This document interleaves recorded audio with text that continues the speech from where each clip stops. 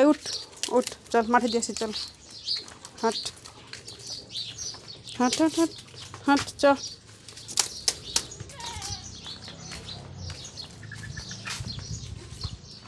আসসালামু আলাইকুম everyone, welcome to my YouTube channel Mariyam's Mahal ব্লগে। আশা করি সবাই ভালো আছেন। আমি আলহামদুলিল্লাহ ভালো আছি। আজকে বিকেলবেলা আমি কী কী কাজ করছি সবাই আপনাদের সাথে শেয়ার করবো, তো সবাই সাথেই থাকুন। আর ভিডিওটি ভালো লাগলে অবশ্যই লাইক দিবেন এবং কমেন্ট করবেন এবং আমার চ্যানেলটি প্লিজ সাবস্ক্রাইব করবেন। তো সাথেই থাকুন, ধন্যবাদ। হাট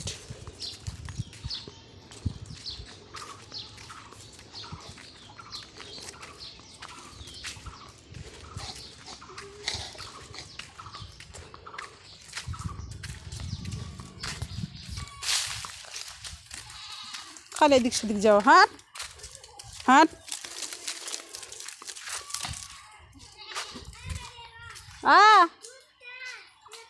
শেষ হয়ে গেছে,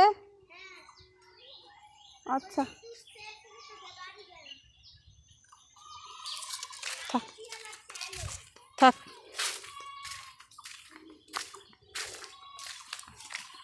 হাট চল।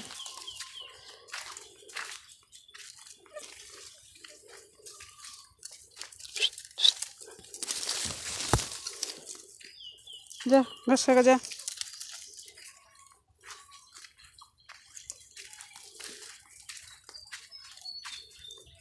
যা তো মাঠে ঘাস, তারপর বাড়ি ছাড়ে না, যা।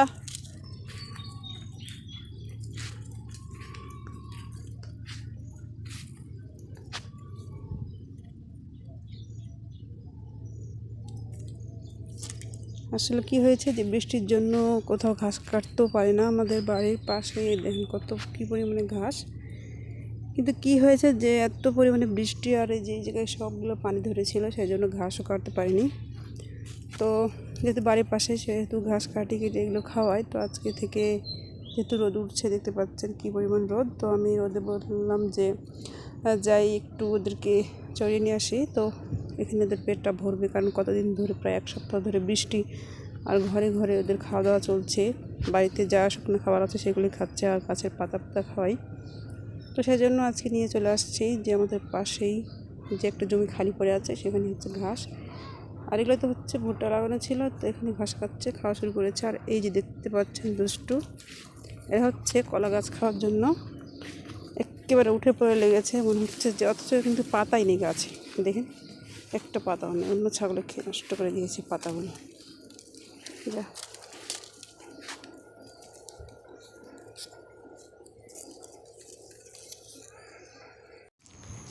কোথা থেকে কোথা নিয়ে আসলো আমাকে, আসলে রাস্তা চিনতে পারছে না, কারণ যে ওদের অভ্যাস নেই, সেজন্য ওরা আসলে বুঝতে পারছে না তারা কোথায় যাবে।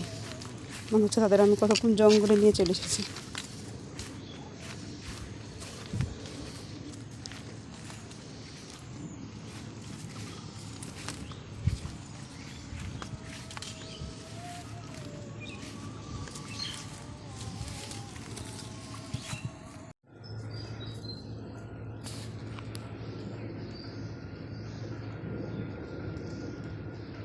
তো গাইস, তো আমি এখন আসলে আজকে আমি রাখাল সেজেছি।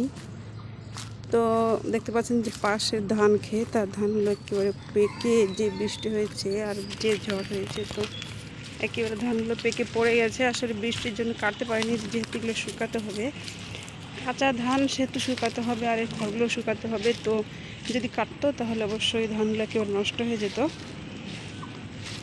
কারণ যখন এক গাদা ধান থাকবে তখন তো কালারটা নষ্ট হয়ে যাবে এবং একটা ভ্যাপসা গরমে কালো হয়ে যাবে ধানটা, পুরোটা ধান নষ্ট হয়ে যাবে আর একেবারে ভাত বেরোবে, এরকম একটা অবস্থা। তো এগুলো হচ্ছে ধানগুলো পড়ে গেছে। আসলে কি হয়েছে যে সব কিছু হচ্ছে রোদের জন্য, যদি রোদ হতো তাহলে অবশ্যই এরকম হতো না। আসলে রোদের জন্য এই অবস্থাটা হয়েছে। কাঁচা পাকা ধান, আর হচ্ছে ওদিকে শসা ক্ষেত দেখা যাচ্ছে, শসা ক্ষেত, এগুলো হচ্ছে শসা ধরে আছে, এগুলো অবশ্য আমাদের না। শসা ক্ষেতগুলো দেখেন, তো এই ধানগুলো অবশ্য আমাদের না, প্রতিবেশীর ধান, আর বাড়ির পাশেই তো।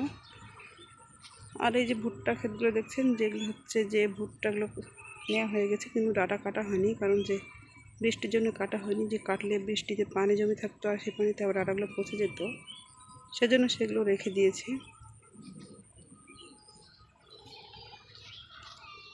তো ছাগলগুলো ঘাস খাওয়া শুরু করেছে। আসলে কতদিন ধরে অবস্থা খারাপ ওদের, শুকনো খাবার খেতে খেতে পুরোটাই ওদের মানে মুখটা যেন কেমন হয়ে গেছে। তো কাঁচা ঘাস খাক আজকে, কিন্তু পাশে ধান, সেজন্য আমাকে অবশ্যই এখানে রাখালগিরি করতে হচ্ছে। পাহাড় দেখতে পাচ্ছেন এগোচ্ছি, চোখ খারাপ ওদের, চোখে ওদের সহ্য হচ্ছে না যে ঘাসগুলো খায় আসলে মানুষের ক্ষতি করার জন্য লাগে।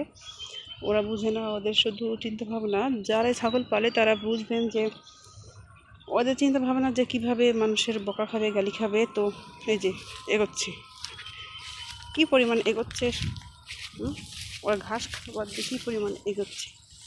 এত পরিমাণে যদি দুষ্ট হয় কেমন লাগে বলেন। কাঁধের মতো ঘাসগুলো খাবে, দেখুন কী পরিমাণ ঘাস। এই ধানগুলো যে ছিল সবাই একই রকম অবস্থা। আসলে এগুলোকে মাঠে রেখে যাওয়া ঠিক হবে না। দেখুন একটা পিটা ছিল আর একটা চলে আসছে, আসলে এগুলো ঠিক না। ওদের চোখ অনেক খারাপ,